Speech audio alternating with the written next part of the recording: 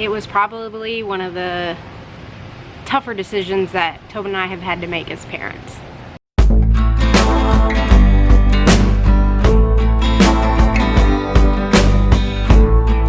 Hey everyone, it's Shanna from the 5M Family Homestead. If you are new to the channel, welcome. If you like us, go ahead and subscribe. Hit the thumbs up button and ring that notification bell. Hope you stick around, hope you see what you like. If you're returning, welcome back. So I kind of wanted to go over just a few updates. I haven't really had time to sit down and go through each one, so this is going to be a combo update. It's mainly about the boys. So first one will be Easton. We'll talk about his eyes. A couple videos back we talked about him going to the eye doctor, and he was diagnosed with something called strabismus. I still can't pronounce it correctly. Anyways, his eye wants to turn in. We followed up with a pediatric ophthalmologist who's also a surgeon, and he did not see any reason to jump into surgery. In fact, he told us he was not a candidate for surgery right now, because his eyes are able to focus on their own, both of them. So mainly it's just strengthening that muscle without surgery, and that just means glasses for right now. So he changed his prescription because we had glasses ordered, and he changed what the optometrist did and changed it to a stronger prescription. He really does think in 6 months time that that's going to change and his eye is going to be stronger. And so for right now, that's the only update I have on that. We're waiting for his glasses to get here, and then once they get here, he'll have to wear them all the time. And then if we go back in 6 months and it still hasn't changed any, then we'll talk about a patch on that eye. But for now, there's no reason to do anything more. So the second update is in regards to the boys going back to school. I don't know how much we've really talked about it on the channel, but last year Tobin and I chose to homeschool the boys. Sarah's homeschooled. She has been homeschooled since she was in 7th grade. She's going into her junior year for medical issues. So that is not going to change any, but the boys were home last year, and it was for a multitude of reasons, none of which I'm going to get into. But we chose at the beginning of last year that we were going to homeschool them. It's something I've always wanted to do. I've always wanted to homeschool the kids. Tobin was always hesitant just because Reed is a boy. Well, Easton is too, but Reed's all boy, and he's not designed to be at home all the time. And as much as,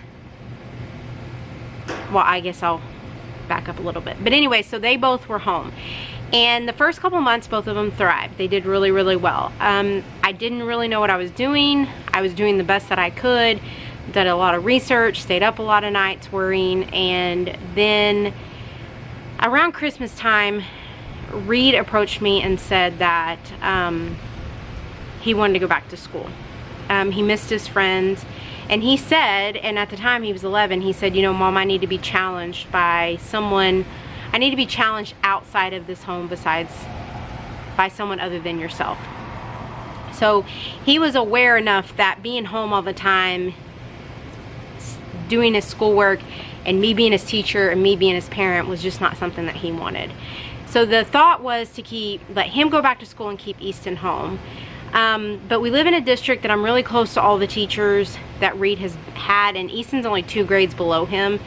And one night we were at the park and we were walking, and Reed's 4th grade teachers, I saw them, and they were talking to me about Easton and how they would have Easton this year. And I told them, no, we'll probably keep him home. And you know, I was kind of struggling because Easton has a little bit more challenges when it comes to learning, and he was already falling behind before we went out for COVID. We had already put some things in place, and so I had noticed as I was homeschooling him the struggles that he was seeing, and unfortunately I wasn't able to teach him through a lot of those things. There was a lot of things that I just didn't have the ability to do. Anyway, so in talking with them, they were just begging me to let him come back to school. Not because they didn't think I was capable, because they knew they wanted another Mathis boy, is what they told me. So Tobin and I talked about it. I prayed about it. I really just didn't know what direction the Lord wanted me to go and what was best for the kids. Throwing them back into public school after being out a year, and the I guess the expectations of public school and our requirements of public school and what's required of homeschool are two different things, especially in the state of Texas. So I was worried about them being behind, and I just kind of went back and forth. Well, through the process, I got in touch with both of the counselors. Reed is going to middle school. Easton is still in the same school that he's been in, the elementary school.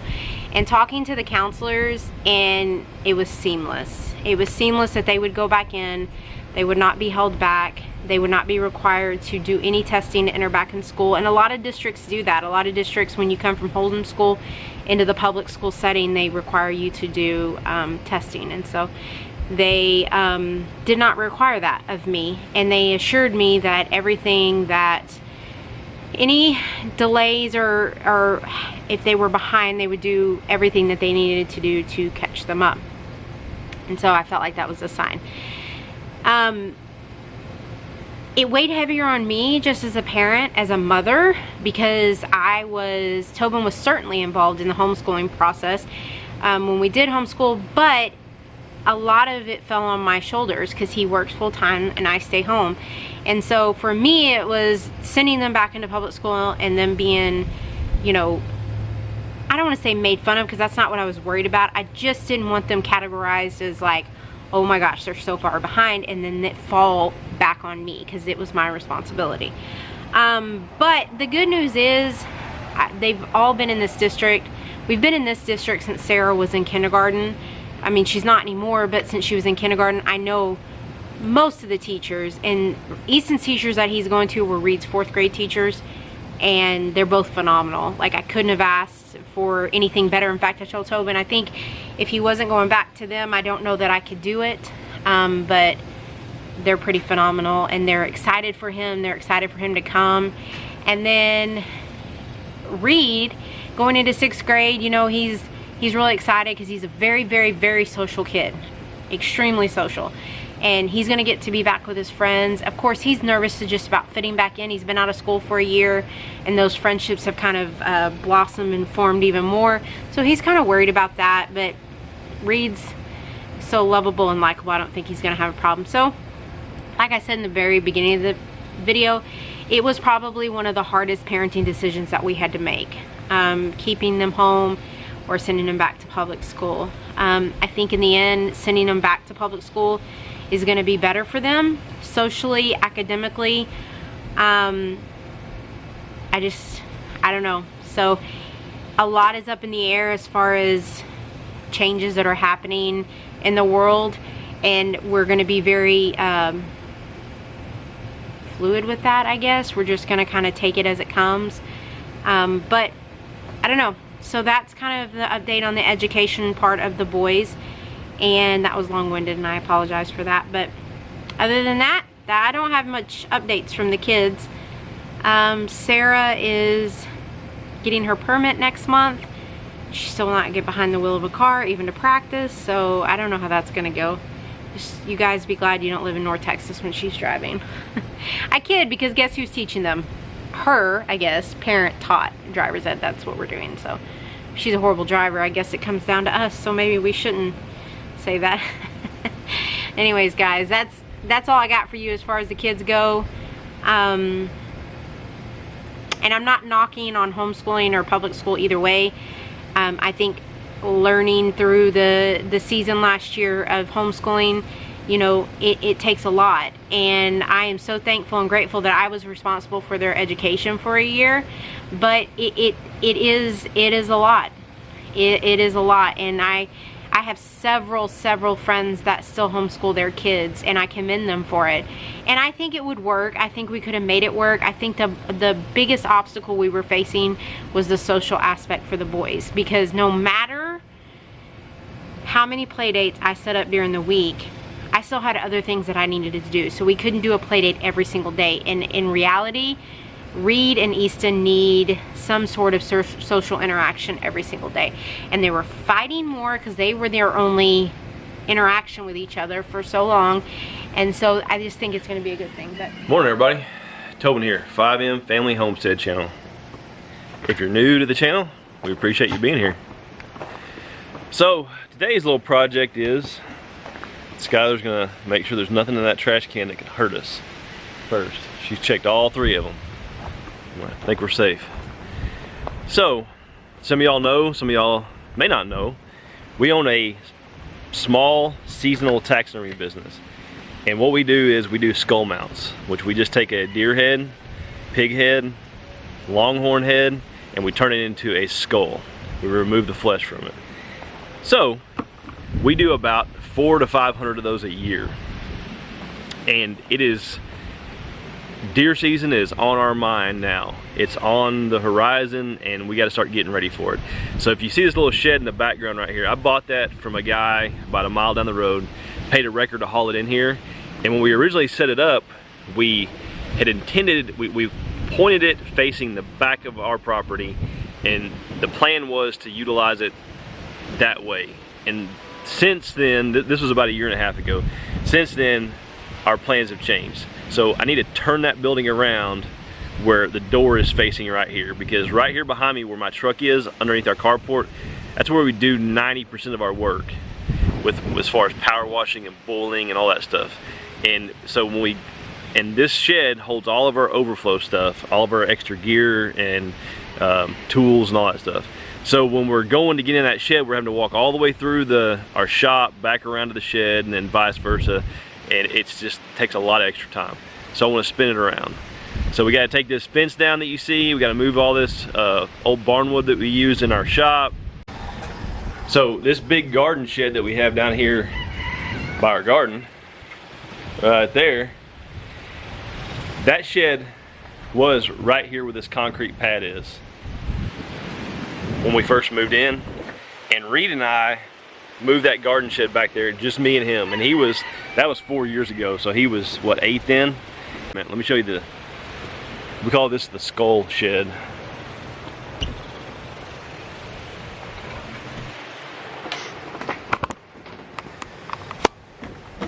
So I've shown this before, but we have a bunch of propane bottles that we use for our burners. We've got all our burners here, an extra freezer that we probably need to get rid of because we don't use, all of our pots up here, waders that we use so we don't get soaking wet, extra water hoses, all kinds of stuff. So we're going to have to unload all this stuff out of here because it's going to be too heavy if we don't.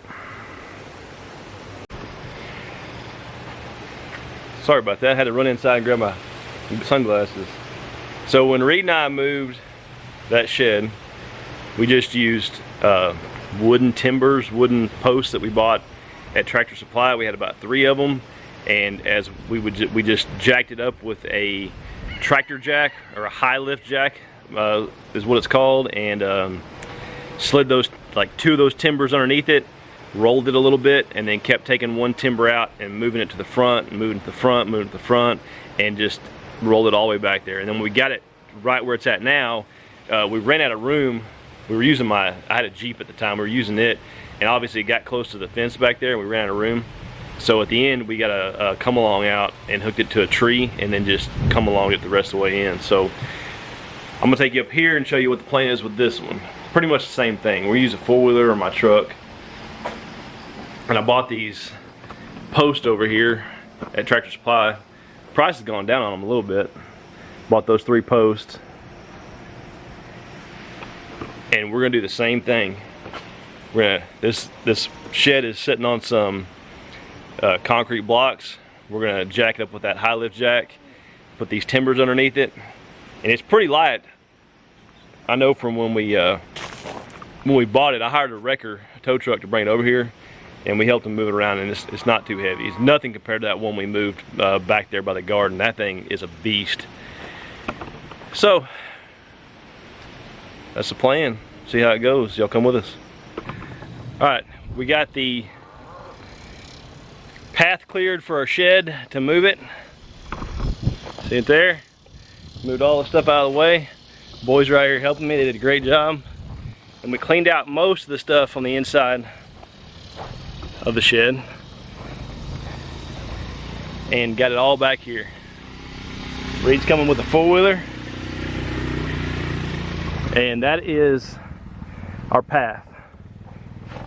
We're gonna try to go forward and then up onto the driveway and then kind of spin it around, go out that way, and then come back.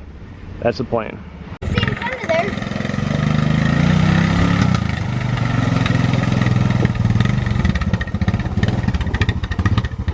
That's good. If you don't live in Texas, guys, well, that right there is eggs from a wasp. So Mud dauber. Mud dauber, and I've never seen one. This is pretty cool. Y'all need to, if y'all have wasp nests, go smash them and see what's inside. Guys and gals, if y'all have never used one of these high lift jacks, go watch some videos and make sure you know what you're doing. You can lose fingers and lose your teeth real easy if you don't know what you're doing, and potentially hurt yourself bad, especially if you're lifting something heavy. I've used these before quite a bit. Even when I was a kid, we used them to pull T-posts and stuff like that. So I'm kind of familiar with them, but I'm by no means an expert. But for sure, if you ever come in contact with one, make sure you find somebody that knows how to use them to show you, or go watch a lot of videos and make sure and practice on something that's not heavy before you use it. We're gonna pick up the back end of this shed, and we're gonna put these timbers underneath it.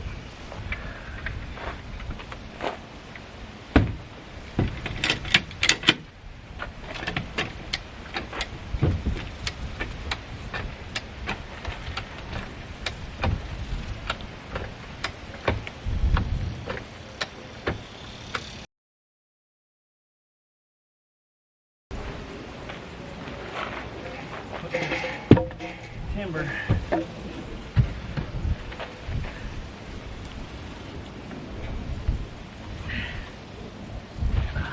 And it slammed up, it'd be bad. And you can lose fingers if you get them in here at the wrong time.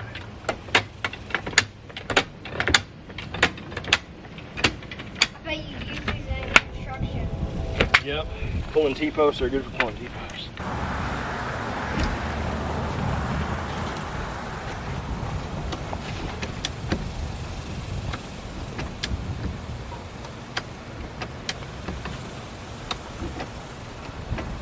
We got one post in. Reed, watch out. That's what a That T-post right looks there. like. It's what you call mat. Pretty sure. What's it called? I was about to call it maggot. I don't know. I forgot what it's called. So we moved the fridge. Look what we found right there. What do y'all call? Ask them. What do y'all call it? What do y'all call those? I don't know. Oh, it's moving in my hand. What do y'all call that? We always call them grub worms. Grub worms. Okay. Oh, there he is. Ow. Well, there he is. Here, you come and grab the camera. So I get this at work. It's called mule tape. It's what they use to pull big fiber and big cables through the piping underground. They're called conduit. It has an 1,800 pound tensile strength. It works way stronger than that. Well, I've pulled trucks out of the mud and all kinds of stuff with it. So we're gonna use this for our rope. And then I found these old 1/2-inch bolts.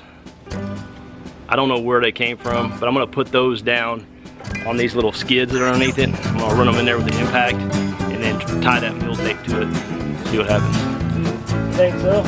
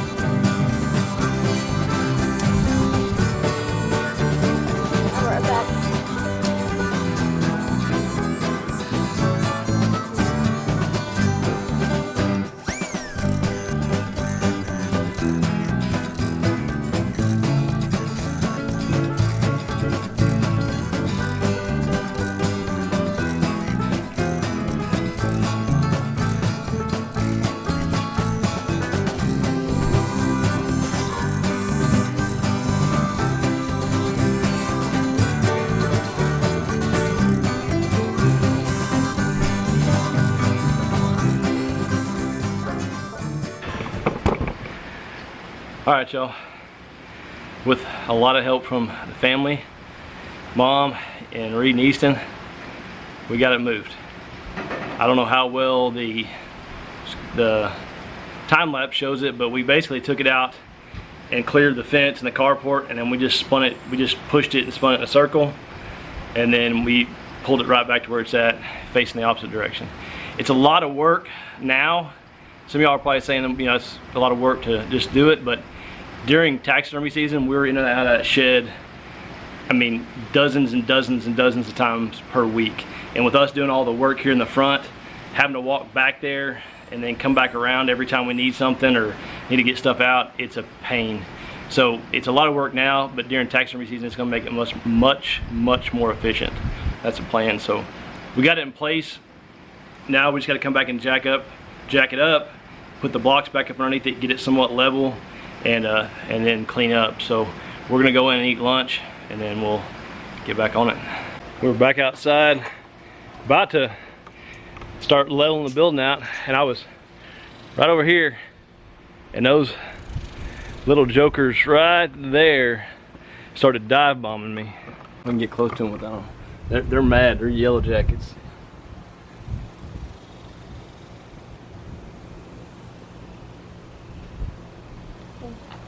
Reed is gonna take care of them.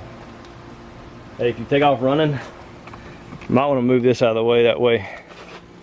If you take off running, or just be careful of it. There's nothing behind me. Yeah, I don't know. Well, it should reach that far. They're dead. All she wrote. That was easy, uneventful. Well, y'all, got her moved. Very thankful for the help of the family, and a little four-wheeler came in handy too. That thing's just a 250 two-wheel drive, but we bought that thing, I guess it's been 2 years ago now, or maybe a year ago, I don't know, but man, that thing has come in handy so many times. You know, especially when we went to pull the building back that way, there was no way to pull it with my truck, and we tried. What was surprising, it was much easier when we had it up here in the driveway.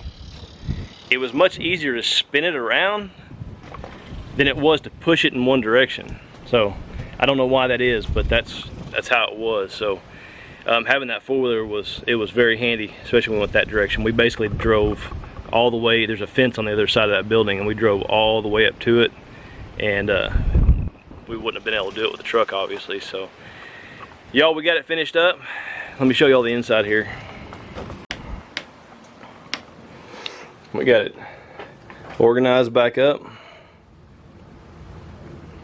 and ready to go. Y'all, I was watching, I know I look goofy with this hat on, but I kind of like it. Keeps my head cool. I was watching one of Daniel Arms' recent videos, Arms Family. I'm sure y'all all know who they are. And he talked about it in a recent video, but he's talked about it on multiple videos about having a side hustle, a side gig. And this taxidermy business for us, I don't know if a lot of y'all may be new to the channel and not know what we do, but we do skull mounts. We do them for individuals who come in off the street, and we have ads that we run on Google and stuff like that. We've been doing that for about 8 to 10 years, and doing it really hard and really serious for about the last 3 years. And then we also there's a taxidermist in the area that we're going to be working for this year, and then there's a deer processor that's down the road from us, and we worked for them for the last 3 years also, and we do all of their European mounts. So if somebody comes and drops a deer off to have it processed, they want the head turned into a European mount, they'll leave it there, and we go pick it up and do it for them, and that processor makes some money on the deal, and then we get paid as well. And we do several hundred of those for them each year as well, and they're great people. We've had a great relationship with them, so that is our side hustle. That's what we do. So from about first few weekends in November until about the first few weekends in February, we will be doing that. Shanna actually quit her part-time job that she had at the church last year so that she could help with the taxidermy business, and it's a great thing she did because we were busier than ever. We had one guy that worked a few days a week for us last year This year he has a different job, and he's going to hopefully work a few evenings a week for us. And then we've got another person that's hopefully lined up to work, and then the boys work as well.